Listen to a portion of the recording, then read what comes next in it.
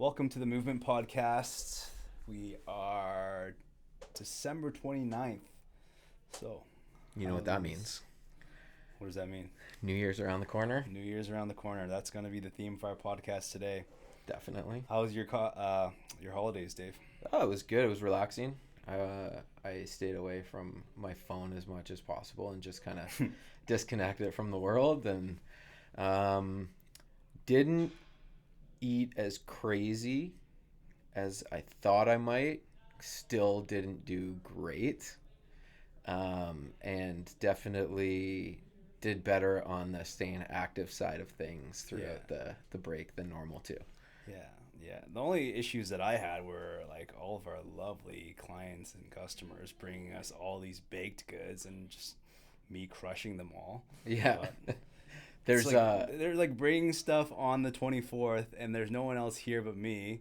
I'm not gonna let it sit here and go bad, so I'm just gonna take it home and crush it all and feel terrible about myself. But hey, yeah, but it feels good in the moment. It's a good dopamine rush. I actually it's just like eating and crying. I did the opposite. So I was sent home. We were sent home from our Christmas festivities with a ton of baked goods, and we definitely went a little bit ham on them on like the 26th, 27th. And then we just packed up all the rest of them, and I brought them out there and put them in the kitchen so that they're not going to be in our house anymore. So I'm going to stay away from them. And now my old problem is now your new problem because... No, I have no problem now. Except that someone brought baked goods today. Like, it's the 29th. Like, don't just pawn that off on us. That's what I just did. That's that's me. That's mine. Your I stuff. brought that. Yeah, I'm pawning that off because I don't want it in our house anymore. Rude. Yeah. But no, overall, it was great holidays. Managed to get some conditioning in on the 24th. Took my niece and nephew to this huge hill for sledding, and they basically wanted us to like run back up the hill carrying them in the snow and stuff. So that was like a bunch of weighted hill sprints, which was sweet. How was yours? Good. I went to Vegas the week before Christmas and took it easy on the week of. Yeah. Did you win any money? I thought about the way to phrase this. I lost 10% of what I was willing to lose. Okay. So. Okay. So you were responsible. So that's like a net win. Boy math. Boy math, that's a net win. Fair enough. Yeah, the boy math and girl math around this time is something interesting, that's for sure. Yes, sir. When they tell you on Boxing Day that you saved $100 and it's like, okay, I'm $100 ahead. I just low key just try to not buy stuff or like intentionally, unless there's something that I want to buy like a couple weeks before I know this is coming, then I'll like put a tab on that and be like, okay, make sure to look for this on this day and just specifically that one thing. But it can be such a rabbit hole of consumerism and spending, and I swear to God, I think you spend more money if you intentionally go on Boxing Day or Black Friday or whatever to try to spend more money. Yeah. Versus like, okay, if you need something at any time during the year, look for a good deal, right? It might not be a Black Friday or Boxing Day deal. Get it when you need it, then you have it for whatever. And yeah, that's kind of my philosophy, which is also kind of like what we're going to talk about with our New Year's resolution and all that. But yeah. So on that note, New Year's resolutions. New Year's resolutions. It's that time. When is this going to get released? In the new year. Probably early in the new year. Yeah. Okay, so everyone will have gone through that awkward holiday moment. So there's 2 weeks that you don't really know what day it is, what day's a holiday, who's working, what, it's a weekend, what, I don't know. But we'll get through that, get back to Monday. Hopefully we'll get that podcast out to you that first week of January. Yeah. That first full week of January. But we wanted to talk about some common issues that people run into when they're setting New Year's resolutions for themselves.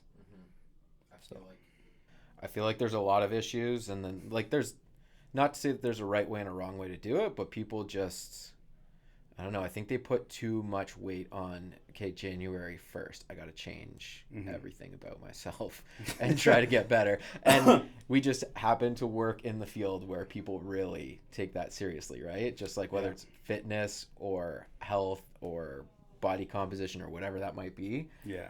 Yeah, people are just like, January 1st, that's the day where I'm becoming my new me. We work in that field, but I will say with a caveat that we promote a lifestyle change at the moment that you come in here. So I think that our members don't buy into this New Year's resolution thing quite as much in a fitness perspective. They're already bought in, right? They're just going to keep doing what they're doing, and maybe there's something else that they're doing for their resolution. Yeah, exactly. Well, because, like, you can look at New Year's resolutions as, like, it could be like, okay, I'm going to start going to the gym, or I'm going to get fit, or I'm going to lose weight this year, or it could simply be like, I'm going to read more, or I'm going to, work on my business, or whatever that might be. So, but it just so happens that a lot of resolutions seem to fall into the realm of, like, health and fitness, I find. Yeah. Of course. Makes sense. Yeah. So, what kind of common issues would you like to talk about, Dave? Well, I think the first one, and we'll probably get into this a little bit more when we're talking about, like, what are our resolutions, or how are we approaching the new year, is, like, people take that start date, like, so seriously of like, okay, this is the day. It's on that day that I'm going to start changing. So on January 1st, I'm going to wake up. I'm going to have gone to bed early. I'm going to eat a good, healthy breakfast, and I'm going to go to the gym. And I think where a lot of people maybe go wrong or put too much weight into that is that you've probably been thinking about this stuff leading up to New Year's. Obviously, it's Christmas, and there's a lot of goods and, like, goodies, and maybe you're not getting as much access to the gym. But, like, I think the second you decide that you want to change something, you should do something about it right then. Not, okay, in 1 week or 2 weeks from now, that's when I'm going to start to change. Yeah. Because then there's, like, I don't know, there's just too much pressure, and it makes it this huge, big thing. And I think just the moment you decide, I think I'd like to change this one thing or improve on this, you should just set it in motion right then and there, instead of waiting until when I wake up tomorrow or on January 1st. Yeah.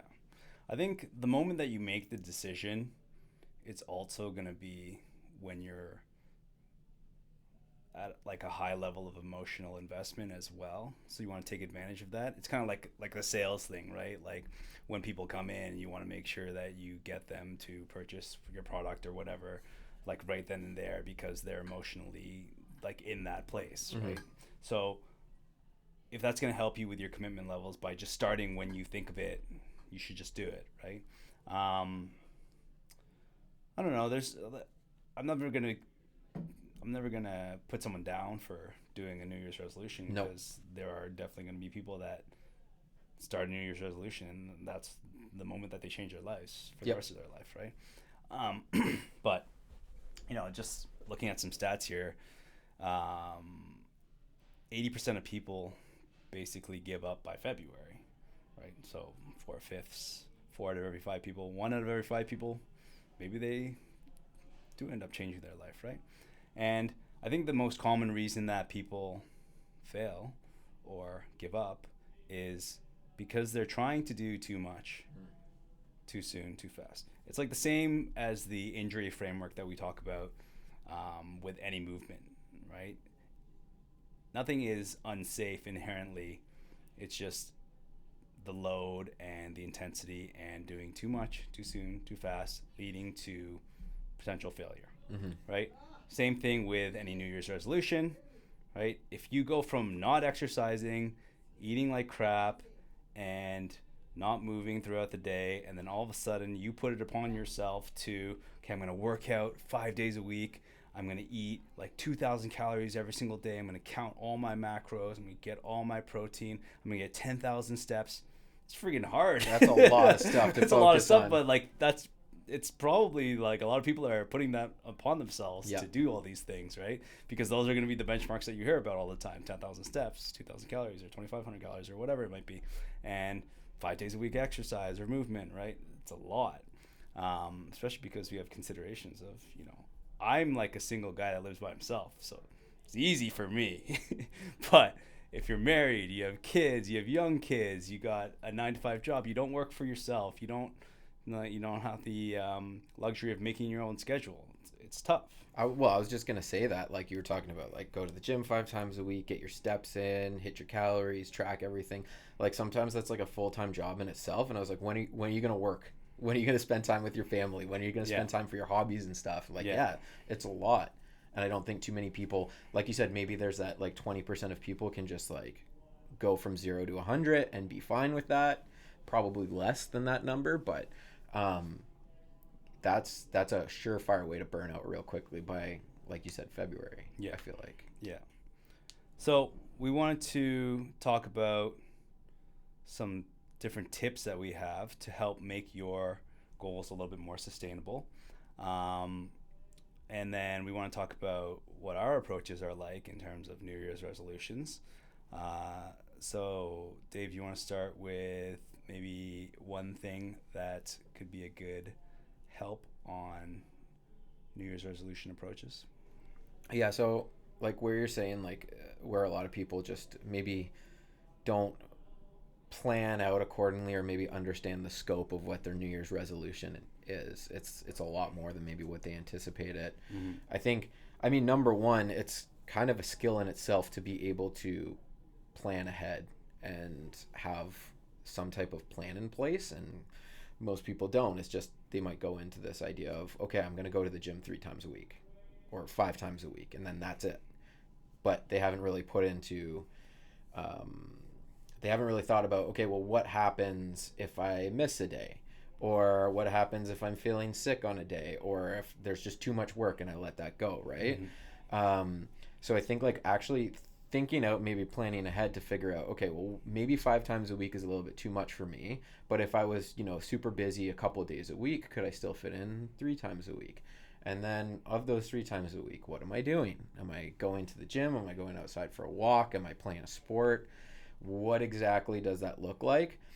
Because again, you can say I'm going to the gym 3 times a week, and if it's not at a facility like what we have where the programming's done for you and you just kind of have to show up, you walk into a gym if you haven't been to a gym in 10-15 years, and you're just like, it's like paralysis by analysis. You're like, what do I do? Where do I go? Mm-hmm. What do I use? Mm-hmm. I don't want to look like an idiot because all of these other people seem to know what they're doing, but I might not, right? Mm-hmm.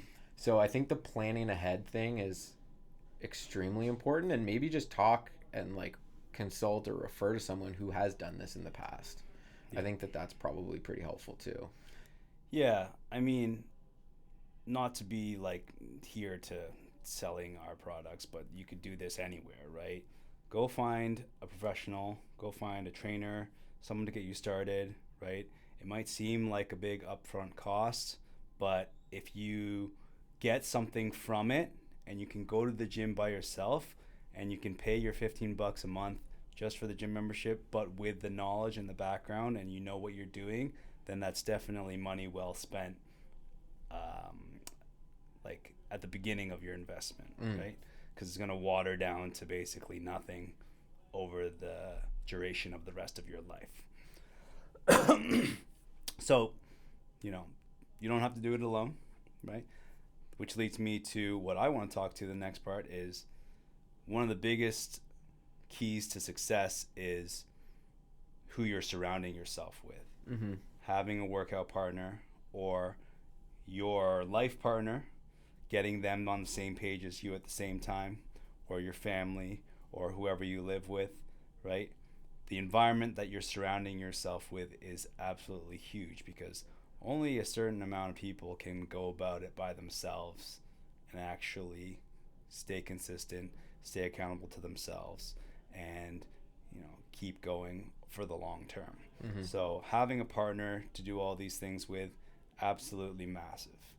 Like probably 1A and 1B with what you talked about and what I talked about, right? Even if you don't have a plan, now you have two people to put your heads together, and you can, bounce stuff off each other, be more confident, right? Now it's like, oh, I don't know what I'm doing. I don't want to look weird, but at least we're doing it together. Yeah. Right. Suffering together. There's something to be said about that. Well, you have fun too with somebody. Like, yeah. Usually. Yeah, I know. But Yeah.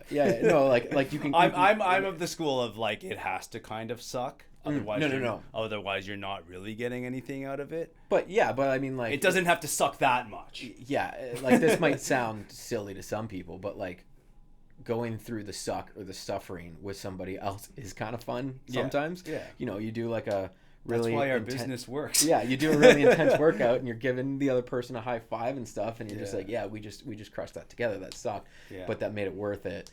But also like definitely to have like a partner. I think one of the big things, especially on the topic of like going to the gym, or even just like from a nutrition perspective, if someone's trying to change their lifestyle and their behavior, especially seeing this through like the nutrition challenge, I think a big problem that some people had was, okay, I'm really trying to like modify and manage my eating habits, but nobody else in my household is willing to do that.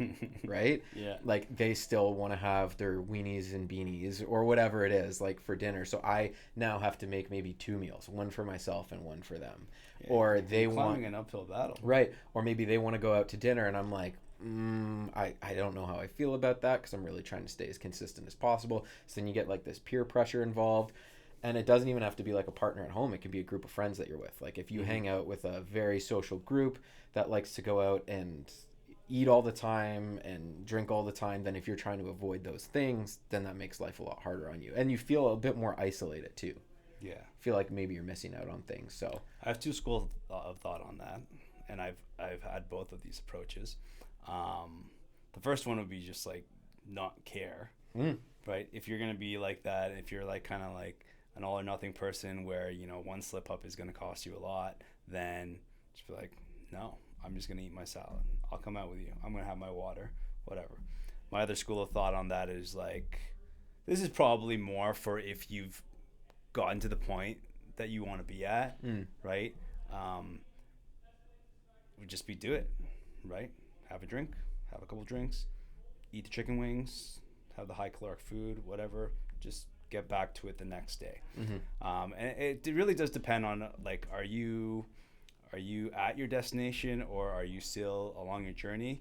Because the journey towards where you want to be is not going to be forever, right?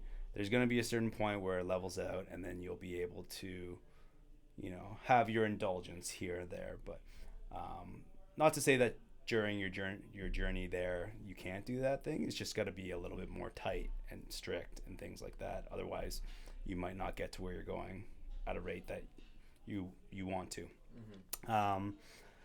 So all that to say, kind of lost my train of thought there. Well, everybody's going to be a little bit different. Some people can manage that and say, okay, I'm going to go out and have this fun like right now, and then I'm going to get right back to it. And some people can't. It just like snowballs into more and more and more, right?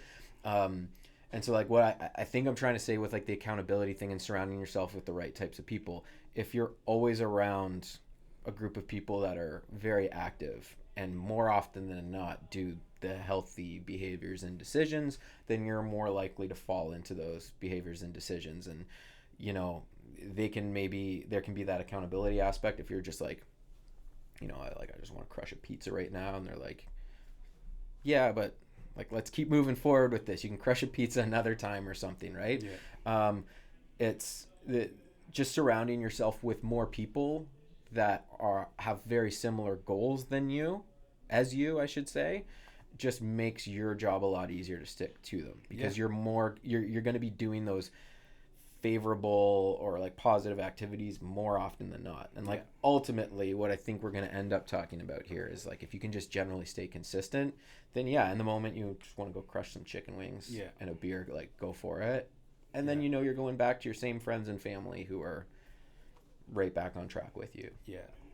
So I think you're absolutely right. Like I think the people you surround yourself with, whether it's a partner or friends or whatever, is extremely important for people who are setting out specific goals. The other thing that I actually wanted to mention, because you were talking about like the upfront cost of maybe getting some help with whatever your New Year's resolution is, I feel like if the New Year's resolution that you have is that important to you and really worth it and you really want to stick to it, then everybody's like financial situation is different. But if I think if it's that important, people will probably prioritize working on that and maybe putting some money into that and investing in themselves. Yeah. And if you're not willing to do that, then maybe it's not on that same like level of priority as maybe you thought. Right? Like you could say, I want to get shredded for the summer and have a 6-pack on the beach. Cool. Like everybody wants that. But if you really wanted to get there, could you get there a lot more efficiently and faster if you spent a bunch of money on a very individualized workout program and had someone like monitoring your calorie intake and staying accountable to them? Yeah, you could get that a lot easier. Is that money worth it for you? Do you really want that shredded 6-pack by the summer, or do you just want to generally move in the right direction and get healthy? Then it's important though that like it's important that it is a tough choice, because that means the amount of money that is in question is going to have an effect on you in such a way that you will feel more committed because you are financially committed. And I hate it, but it's a big part, right? Like if you you can get like an online trainer for like, I don't know what they do, like 3 months, 6 months. I see these people do like $4,000 programs, $6,000, expensive programs. You're gonna do the things that they say to do, right? It's not like it's different coming from someone who's charging you $4,000 versus someone that's charging you $500. It's just you're going to commit to it because you're financially committed to it. So you got like everyone's financial situation is different. It's just, find the right thing for you that if you do have to spend money, it's not going to be a waste, because it's not just expensive. It's an investment. Yeah. Right. In your health, in your body. And yeah. I do think that most things worth doing that people have on their New Year's resolutions list are difficult to do, but they're worth doing. Yeah. Like most things really worth doing are probably going to be difficult, whether that's like financially or emotionally or physically or just in terms of like the time commitment that you have to put in. Yeah. I don't think that there's too many things that you could be like, I really want to get better at this, and it's just going to be a piece of cake to go through that, right? Yeah. So, yeah, I mean, like circling back, where people kind of go wrong is doing too much too quick, maybe not having enough guidance, maybe not planning things out accordingly, maybe not surrounding themselves with the right group of people. And I think if you can find a way to at least work on some of those things and maybe start smaller, then people will have a little bit more success past February and into the year, right? Yeah. And kind of, I guess, to bookend it, you talked about planning, but also tracking. Keep track of what you're doing, because let's say you have a great week, you do five straight days, not necessarily all gym, but you eat well for 5 days. You go to the gym 3 of those days. You get 10,000 steps on 3 of those days. That's a good week or a good 5 days. And then you eat like crap on the 6th day, right? And you feel like all is lost. But if you actually visualize that because you tracked it, let's just think about the week in a calendar. Check mark, check mark, check mark, check mark, check mark, X. That looks a lot better when you actually visualize what you've done. It's not just fall off a cliff. It's like, okay, well, now I can just go on to my next day and let's try to get a check mark the next day. Yeah. Right? Not just that. Obviously, track your weights, track your diet. Well, yeah, I think like tracking, like, because like if you're making a New Year's resolution, this isn't like a 2-week resolution. We hope not. We hope not. We hope at the very least this is a full year of you committing to that thing, but probably better off is it's your new lifestyle, right? And so a lot of these goals that people might have, whether it's like weight loss or body composition or just improving function and being more fit, those things happen really slowly over a long period of time. And so on a day-to-day basis, you're probably not going to notice those changes. You know, from week to week, you might not notice like an improvement in your strength on a specific exercise, or you might not notice visually in the mirror like, oh, I think I'm kind of slimming down now. But if you are actually tracking those things, and you can go back and compare from like week 1 to week 4 in a month-long period, you can say, oh, you know what, I actually did go up in weight on a couple of these exercises. Maybe the total amount of volume and work that I was doing is significantly more. You know, at the start of the month, I was lifting 8,000 pounds totals in my workouts. And at the end of the month, I was lifting maybe 10,000 pounds total in my workouts, right? So you can start to visualize it that way. And I think because it's such a slow process, you look at yourself in the mirror, and you're not seeing any change. And then usually people say, well, this mustn't be working. I think I'm done with it. But to have those like checkpoints of like, oh, I am getting better. I have been making improvements. That can really help people stay on track. Yeah. Right? Yeah. So.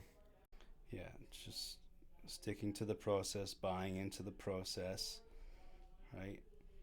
You're not going to be able to visualize the change from a day-to-day basis, but, you know, a month can pass by and you'll see someone that hasn't seen you in a month and they'll be like, whoa, right? Whereas you don't think you've changed at all. Yeah.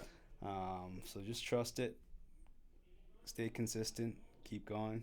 You know what I think is really weird about what you just said there is sometimes like people will be like, whoa, you look really good. Like, what have you been doing and stuff like that. But like, why is it that sometimes someone's like really working on themselves and getting better and maybe they lost a bunch of weight? And like sometimes people are like, yo, are you sick? Are you okay? Like, what's going on? Yeah, it's usually a good thing that someone's, you know, improving upon themselves. Yeah, I mean, realistically, if a lot of change happens in a very short period of time, it's more likely that it's illness than hard work. Probably. Maybe. Yeah. I don't know if it's more likely. I have nothing to back that up statistically, but it's probably why. And it can be alarming to see someone's face have like no fat in it at one point, right? Yeah. And you saw their face previously. And you never thought that they were overweight or anything, and it was just like a full face. It wasn't in your mind fat, and all of a sudden, But people carry weight differently. They do, but like I guess like to beyond just like, oh, you don't look so well, are you okay? It's like I find when people do want to make that change, if they haven't surrounded themselves with the people like we were talking about, sometimes people give them a hard time. On like, why are you going to the gym so much? Like, what are you trying to prove? Or like, why can't you just come out with us and like have the burger and fries? Like, why you gotta be so, you know, like. So my algorithm on social media puts me through all these things. It's like, these are all just the haters because they want to pull you back there or whatever. I don't know if that's necessarily the case, but it's just, there is some degree of truth to that, where it's an internal guilt from their perspective that you're making a better self, making a good change, and they want to maybe subconsciously bring you down so that you don't feel as bad, right? There is some of that. There could be, yeah. I think there is for sure. Yeah, it's like a oh man, they're getting better, but I haven't done anything. But like trying to normalize not trying to get better. I want that difference between myself and this person to diminish, so I'm going to try to bring them down by convincing them to do the things that I'm doing. Yeah. I think that it does kind of make sense, right? Because if you are like truly a good friend and truly want the best for someone, just say, oh, that's awesome, good for you. Right? Yeah. Not like, oh, come on. Yeah. Just have a drink. Just come on. Why are you eating a salad, you know? Yeah. That happens. Who cares? Yeah. Well, on that note, what does 2026 look like for you? What are your New Year's resolutions? We talked about this. Yeah, we did. I don't make New Year's resolutions unless it's something that I thought of on December 31st or December 30th, right? So now is the only time where, you know, a New Year's resolution coming up with it actually makes sense, right? Because if you came up with it in beginning of December or November or October, the thing that we talk about is just do it then. What are you waiting for? Yeah. Because the holidays are coming, it's going to be crazy or whatever. You still have 2 weeks till the holidays. Yeah, get yourself ahead. Yeah. And then do the holidays and then get back to it January 1st, right? Or if you thought about it in November. November, I could easily see people waiting until the new year. Now you're wasting potentially 2 months or 16% of your year. Is that right? 2 months. 4 months is 33%. 16.66% is 2 months. Yeah. That's a big chunk of your year. That's a big chunk of your year, right? So if you think it and you can make that change, do it then, do it there. Yeah. Yeah, I agree. I personally don't have like okay, this is what I'm doing on January 1st. I just kind of take it one step at a time of like, okay, here are all the things that I needed to get better at. What have I gotten better at, and what can I continue, and what things have maybe I kind of slacked on and not addressed. So, but I feel the exact same way. Like, I was thinking about this on my drive home from visiting family, and I was like, what do I need to get better at? And the answer to that was improving like sleep quality and quantity for me. That's just one area that like wasn't like super great throughout the year. And so I started doing that the second I got home, right? So I wouldn't say it was a New Year's resolution, but it's just something that like sometimes I think like looking at the new year is a good time for someone to reflect on like what could I be better at, and then just put something in place to get better at that, right?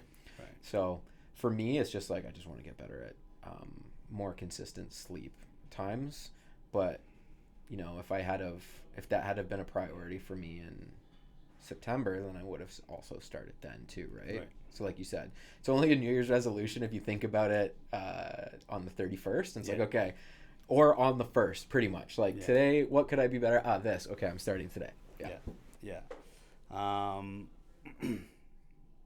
So anything else on that, on our approach? I guess we can talk about these potential items that we would or would not cut out. Yeah, for 2026, are we cutting out these items? So we're going to talk about 4 different items here. We're going to bring them up, and Dave and I are going to count down 3, 2, 1 and say yay or nay on whether or not we would cut that item out. So yeah, we can get started. All right, so first item, would you cut out caffeine? 3, 2, 1, nay. All right, so we're in agreement there. Yeah.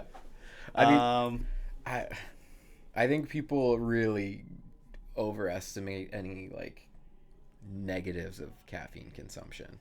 I mean, have you seen the it's a trend, everybody does it. As soon as one trend picks up, a bunch of people do this, but they're like, I tried giving up caffeine for, a week, and here's what happened. Nothing. I'm miserable or whatever, right? Like, yeah, the whole like cortisol spikes and stuff like that. I think that's very like lab rat science and stuff. Like, yeah, sure, you could maybe see it in humans and stuff, but there's a lot more than just did I have my morning coffee that results in cortisol spikes in your body.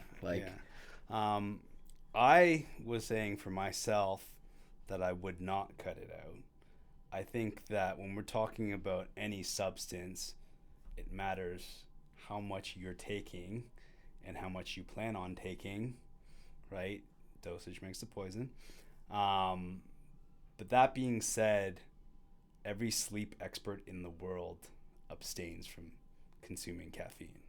So there's something to that, right? Yeah. I look at what are the best people in the world or the most knowledgeable people in the world about a certain topic. What are they doing? It's probably right. It's not definitely right, but I mean, when you open yourself up to having caffeine, then you open yourself up to having caffeine too late in the day. Right. Right? So it's kind of an all or nothing thing there. But yeah, you were gonna say something. Well, I was actually, as soon as we say caffeine, my brain doesn't go to caffeine as a molecule. It goes to coffee, right? And so I'm thinking like I like to have a coffee every now and then. Mostly it's going to be one a day. Sometimes it's two a day. And I mean, you can look and say, okay, well, caffeine is, maybe not the best for sleep, especially if you're having it later on in the day. And yes, it does affect quality of sleep. If you have them earlier in the morning and you know how your body metabolizes caffeine, you can maybe set yourself like a cutoff time, and that's fine. But then you can also look at it as like drinking coffee, where they say 3 to 5 coffees a day is extremely beneficial for liver health. So yeah, extremely beneficial for liver health. But that's also like, is it black? I haven't personally looked at the research to say like, is there a difference whether it's decaffeinated or not? Do you drink black coffee? Yeah. All right. Sometimes I put stuff in it, but most of the time I drink it black.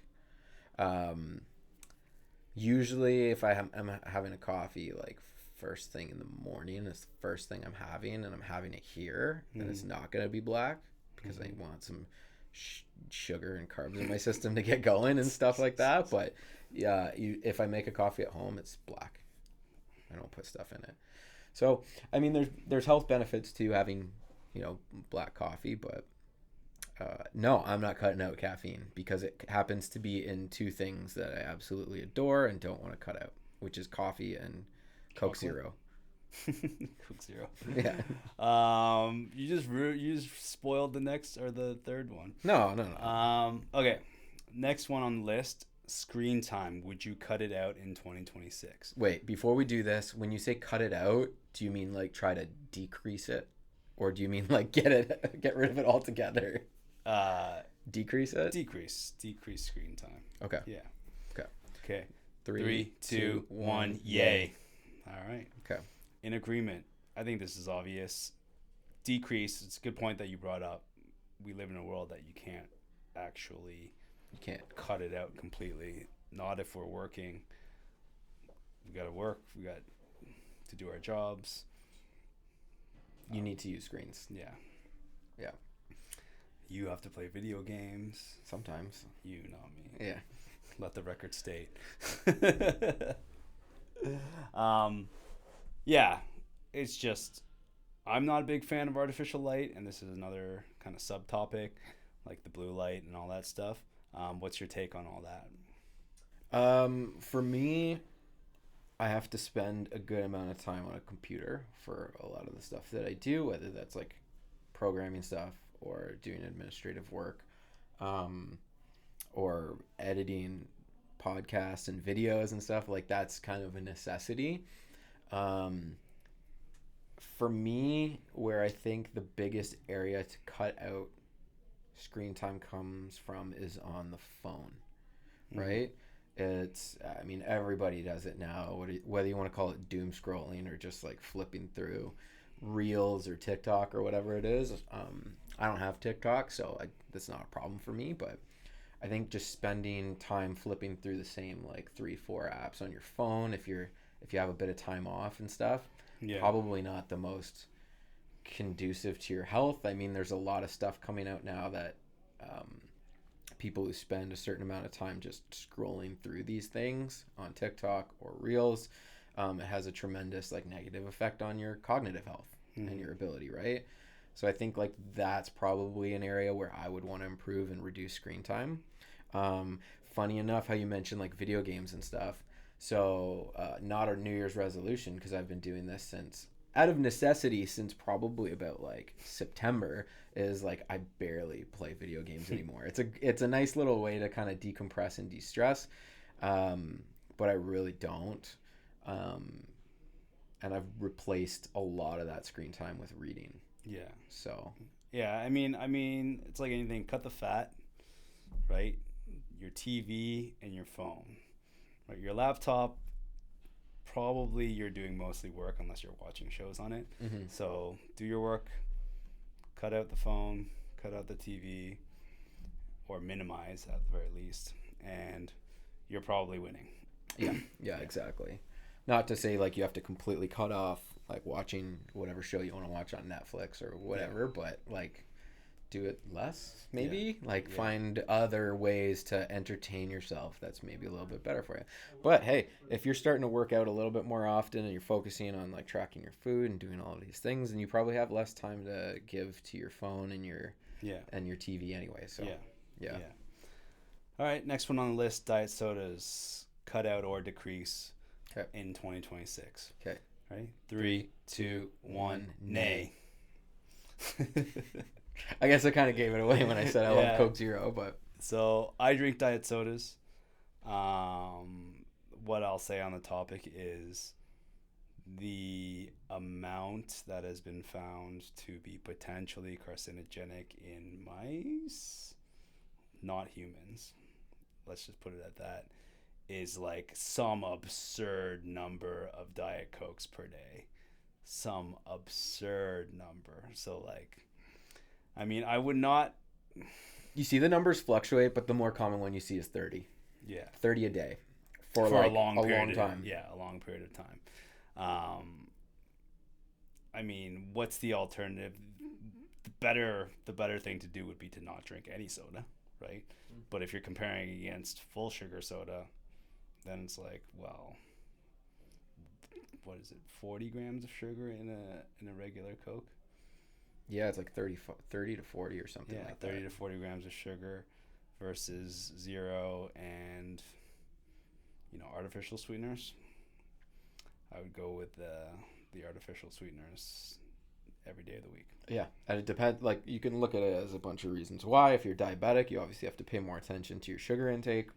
If you're trying to lose weight, then anytime you drink like a full sugar Coca-Cola or whatever drink it is, you're probably getting in, I think more often than not, it's somewhere between like 150 to 200 calories just for that one drink. Yeah. And so if I could not take those calories and have the exact same thing that tastes pretty close to it for 0 calories, then I can either completely remove those 200 calories and get to my goals a little bit faster, or I can put that towards more food. Yeah. Right?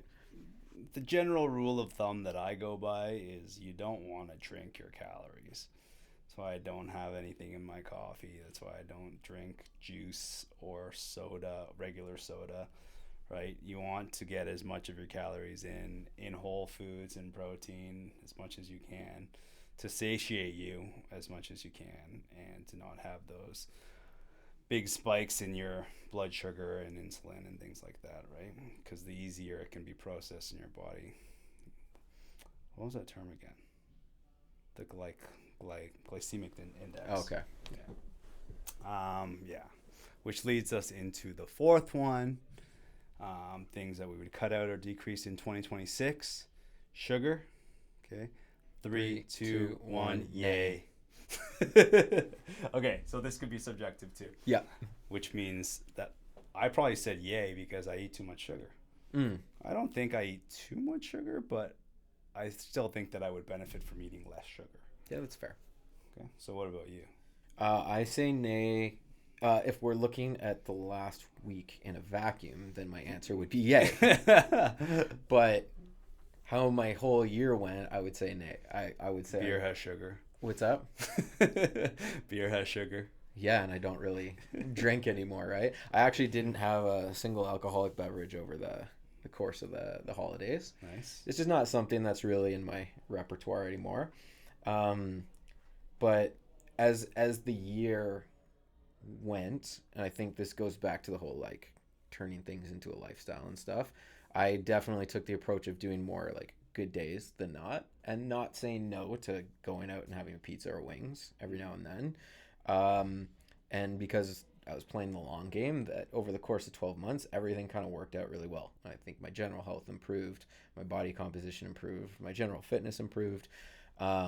So relative to this past year, I don't think I need to really make any changes to that.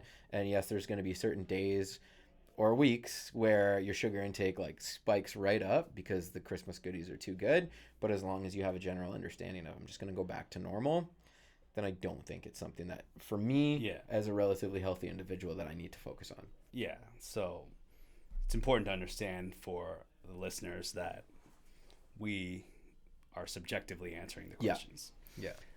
Speaking of treats, we have one last fun segment here Okay. to finish us off. We're going to do a blind ranking these 5 holiday sweets Okay. for Dave. Okay. So these are in general holiday themed things.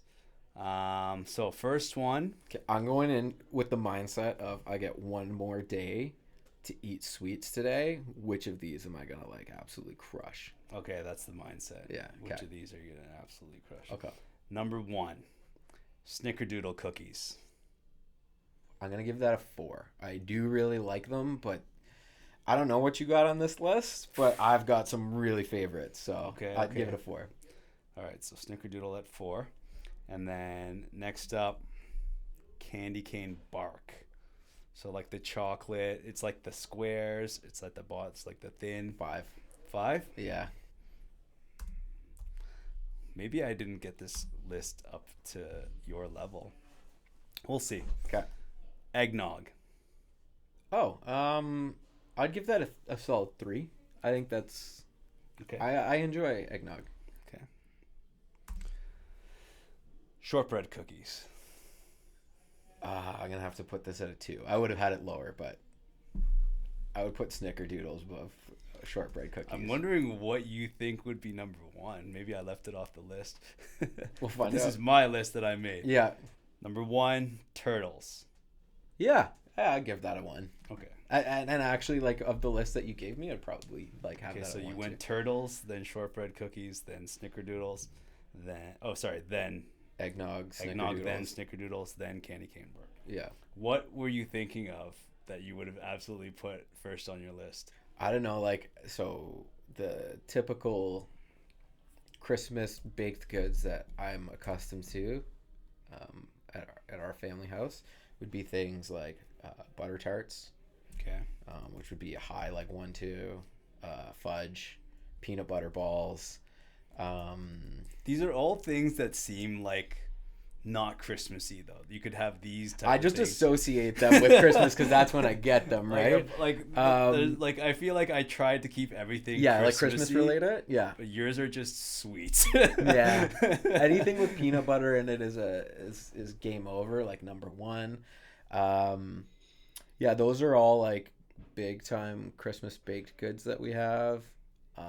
Things that I don't like. Shortbread isn't at the top of my list, but it ended up being pretty close on this one. Pretty good. You know those like Christmas cakes with like The fruit ones? The fruit ones? Oh. Those are the most disgusting things in the world. Okay. I thought you were gonna say you liked those. No, like that would be like -10 on my list. Like that's so I feel bad. like they have to be like some kind of front for some drug operation because who buys and likes I those? don't know. That's disgusting, and like I could never. I don't want this to come across the wrong way, but how dare I put those calories into my body if I could be eating other things, you know? Yeah. All right. Good list. All right, guys. Thanks for joining us today, and we'll see you next time. Don't forget, like, share, subscribe if you like what you're listening to, and we'll see you next time.